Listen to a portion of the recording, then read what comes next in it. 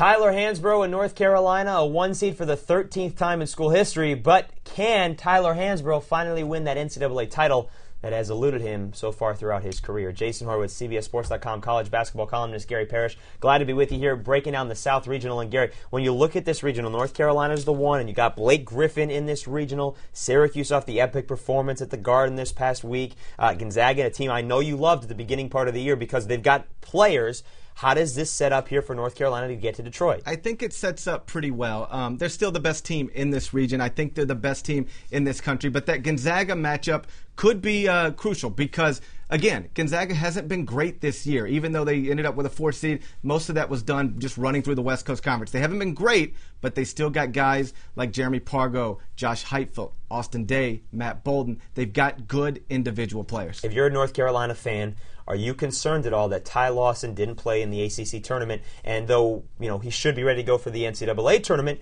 he still has a toe injury? You have to be concerned a little bit because he has not played, and it's clearly bothering him. I saw him walk off the court after the senior day game against Duke, and he was limping pretty badly. I did not think he would miss the entire ACC tournament like he did, but there was no reason to play him. They were locked into a 1 seed this whole time. If they lose there, fine, write it off. He'll be ready to go when this tournament starts because even if he's at 60%, 70%, 80%, there's no tomorrow after this is over. He's not coming back for his senior year. This is it for him. He'll play even if it's with a bad toe. Yeah, this is the last chance for this group of North Carolina players to win the national title. Let's take a look at the top half of the bracket here in the South Regional, and they get Radford, the winner of the Big South Conference and tournament. They're in the first round. LSU and Butler, and keep in mind the Bulldogs have not lost in the first round in any of their last 4 trips, so that's bad news for LSU, although a very talented team sitting there at the 8 seed. Illinois and Western Kentucky in the 5-12, and then you talked about Gonzaga. You're talking about a very talented Gonzaga team, and Mark Few taking his 10th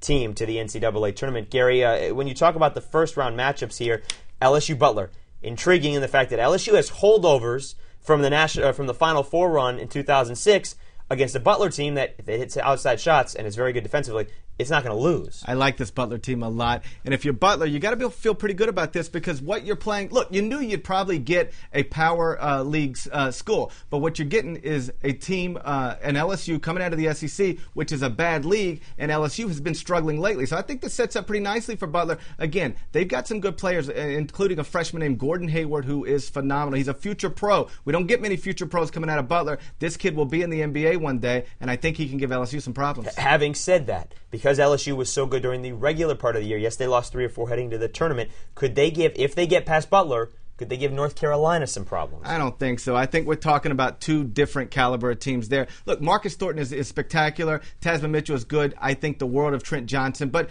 as we've seen over the past week, there is just not a dominant team in the SEC. I don't even know that there's a good team in the SEC. And so LSU wins the regular season title. Good for them. But put into perspective, I don't know what it means exactly. All right, let's take a look at the bottom half of the South Regional. And Arizona State gets Temple there in the 6-11 matchup. And you talk about Arizona State, second time in the NCAA tournament since 1995. Syracuse, the last time the Orange were a 3 seed.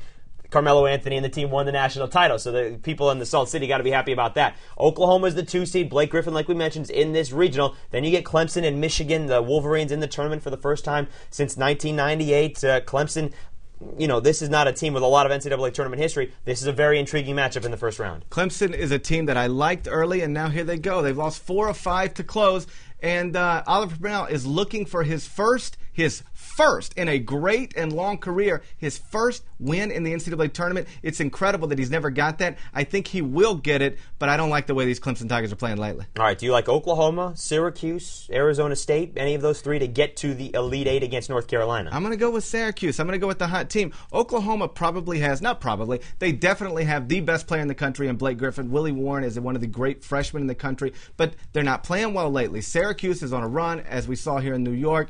And then again, in terms of a roster, I don't know many great pros are on that team. Obviously, Johnny Flynn. But from Johnny Flynn to Eric Devendorf across the line, that's a very good Syracuse roster that if you go back and look at the beginning of the season, I said this is a team that, watch, at the end of the year, I think they'll be there, and I'll take them to get through that and play North Carolina in the regional final. North Carolina, Syracuse, who's going to the Final Four? The Tar Heels, I think. I think they're the best team in the country. I picked them preseason to do this. There's only one way for Tyler Hansborough's career to end appropriately, and that would be with him cutting down the nets on the first first Monday night in April. I think he'll be there. I think this is the best team. I'd appreciate it if they guard a little bit. It'd make things easier.